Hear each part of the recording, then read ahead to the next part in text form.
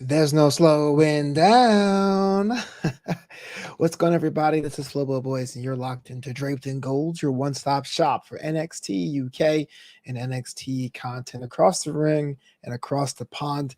As you can tell by the somber tone of the voice, I'm using the inside voice because it's another week where Peacock does not upload NXT UK in time. Sad.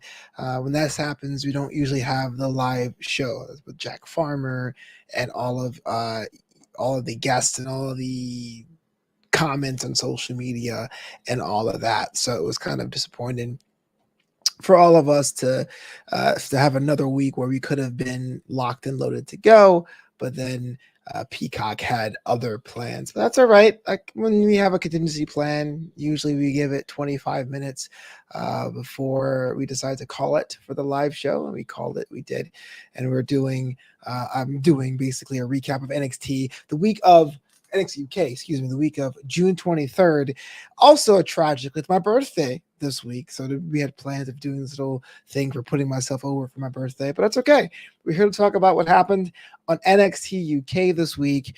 Top story was Ashton Smith and Oliver Carter, my boys, my favorite tag team, my favorite wrestler on that brand, and Ashton Smith specifically, having to vacate the NXT UK tag team championships. And if you've been following these guys for a long time, their whole journey, their whole saga with Mustache Mountain, and what that entailed was some gripping television. I was so glad and so relieved when they became champions. I knew it would be a brand new era for that tag team division, but not like this. Torn MCL from Ashton Smith caused him to vacate the championships, and I'm not sure where Oliver Carter's going to go, but that opened up a fatal four-way. Well, you can't really call it a fatal four-way, a four-way elimination tag team match, because fatal four-ways only have one pinfall, with Briggs and Jensen on loan from NXT UK, taking on D Familia, Stars and Mastiff, and Mark Andrews and Wild Boar. Symbiosis, nowhere to be found.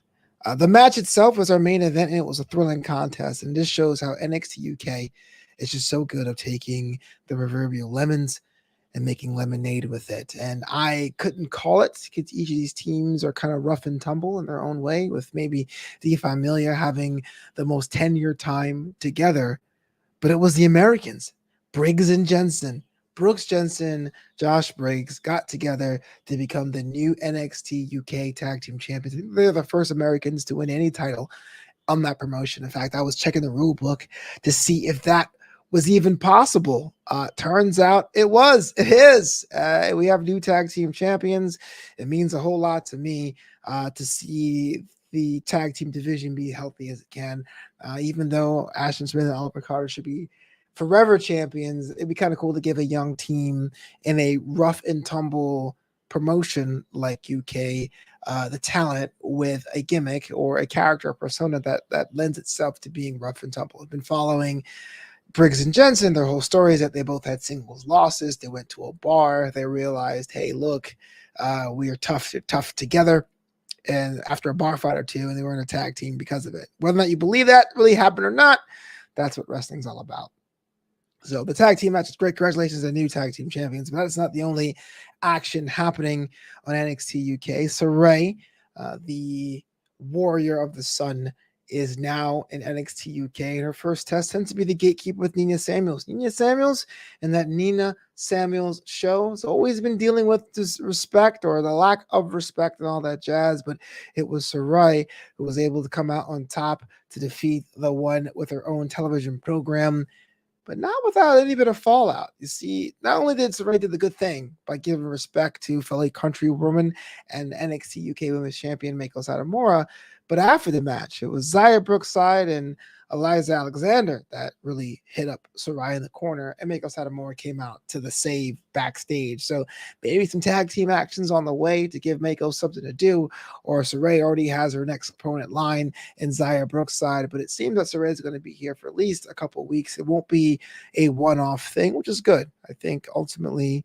the exchange between UK and 2.0 is benefiting both brands, with UK lending the hard-hitting style and its sports contest, and UK and 2.0 lending their characters and larger life stakes. So for someone who can hit hard like Saray but didn't really quite connect with a character, and 2.0, I think this is the best place for her for the time being. And watch out, because I'm not a big fan of Xia Brookside. She needs someone to take her down a peg.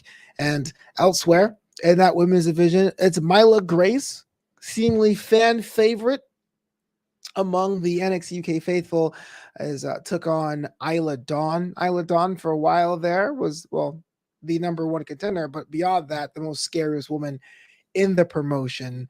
And it was going to be a bit of a clash of styles, but Isla Dawn proves that you cannot get rid of her, even though things seem to be shifting in the tag team division or even in the Heritage Cup division.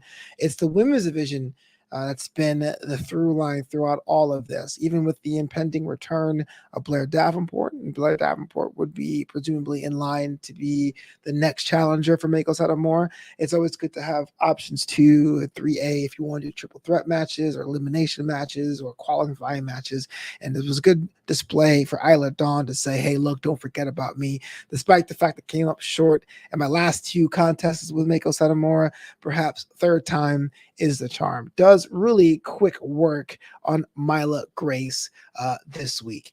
And, you know, NXT UK has always given us bangers, and it's cool to see its role now in the bigger NXT ecosphere. I was a little worried about the influx of 2.0 talent, whether they will lose their flavor, but it's shown so far they're able to keep their flavor and incorporate other styles too. And that means the long-term longevity of the brand is intact, even when talent leaves all the time, like Pretty Deadly or Jordan Devlin, aka JD McDonough.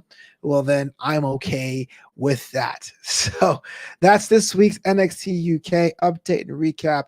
We'll be back next week with more NXT UK action, definitely some NXT 2.0 action. This is actually episode 95 of Draped in Gold. Can't wait to see what 96 brings. That does it for me. I'll catch you later. See ya.